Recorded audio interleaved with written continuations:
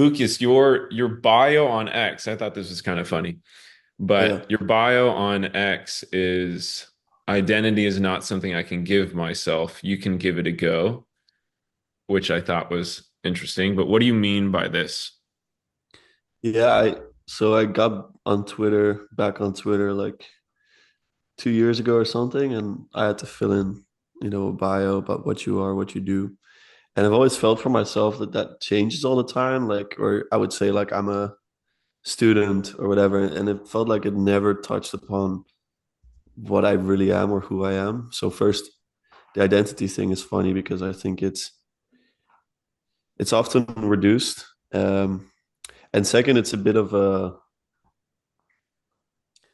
response to the subjective view on identity nowadays, where people will decide who they are, and this is not necessarily gender identity or whatever, but even more than that, just identifying as whatever you feel like or um, who you think you are. But with the bio, I kind of respond to the subject object view of the world, I guess. This is really nerdy, by the way.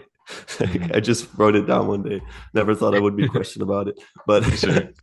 and and basically, like, identity is something you need to negotiate. This is a point Peterson makes really brilliantly. I think it's something that is not exactly decided by yourself. It's not fully decided by another exactly, but it's in the relationship between the two. So that's where that came from originally. Um, but I might update it at some point. Hmm. 'Cause I Hmm. think it still misses something, but yeah, that's what that Yeah. is. Yeah. I think there's a lot of like the idea of identity or even sanity is like a relationship, you know?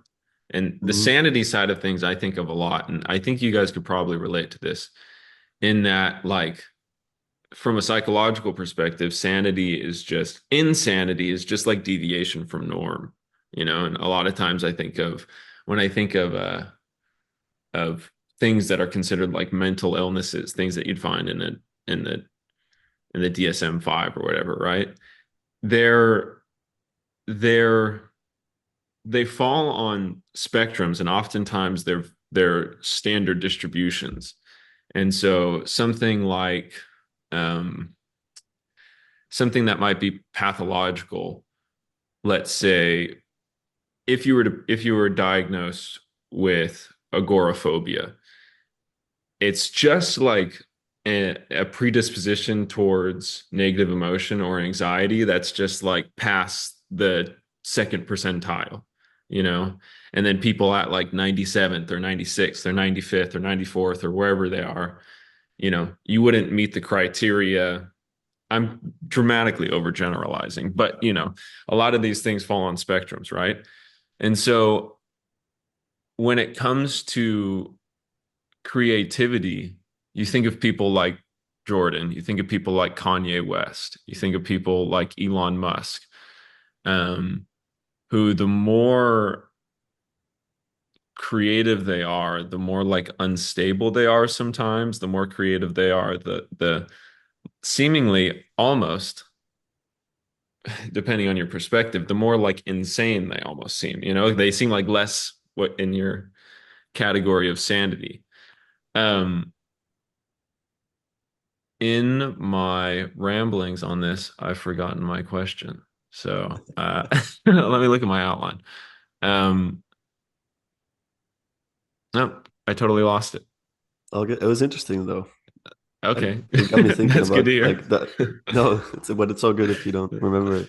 The the artist, I think it's an archetype as well. The artist, where the artist sees things before the. I think it's something like the artist can sense these patterns before anyone can put it into words. So what you're doing when you're making art is um, you're closer to reality in a sense, but in Hmm. some sense you're also insane because you're seeing things that other people can't. So it's like, whoa, what's Yeah, wrong yeah, with you, yeah. you know? But the artist oftentimes is a precursor to what's to come. Sees things before they do, and then later on they get articulated. And yeah, but there's a reason Kanye has a wrecked personal life. Doesn't mean you have to. I mean, Emily is a great example. She has a child and a husband. She's doing very well for herself. so, so it's not like you're doomed as an artist, but yeah. I guess how would you say that you manage that, Emily, in terms of like in terms I mean specifically, how do you manage the like instability and replace the word if you feel like there's a better word. But that the you guys talked about chaos in your last conversation too, like kind of living closer to that edge. I'll leave it there. Manage. I don't know that I can manage the instability. I mean, it hopefully appears like I'm managing the instability, and that might be that's good. As long as that's good.